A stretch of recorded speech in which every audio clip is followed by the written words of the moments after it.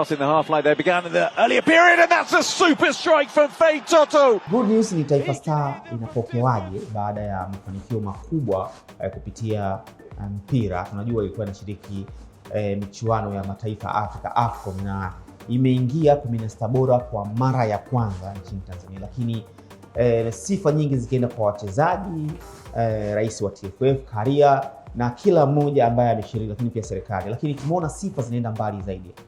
Tumeona rais alitoa milioni 500 kama zawadi kwao.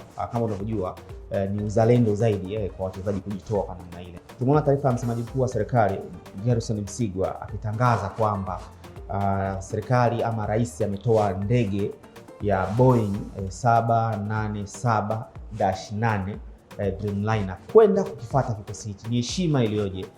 Kama unajua walioenda kwa ndege za kawaida, lakini sasa hivi wanafuatwa kama wafalme. Mheshimiwa Dkt. Samia Suluhu Hassan, Rais wa Jamhuri ya Muungano wa Tanzania, ameandaa hafla ya kuwapongeza.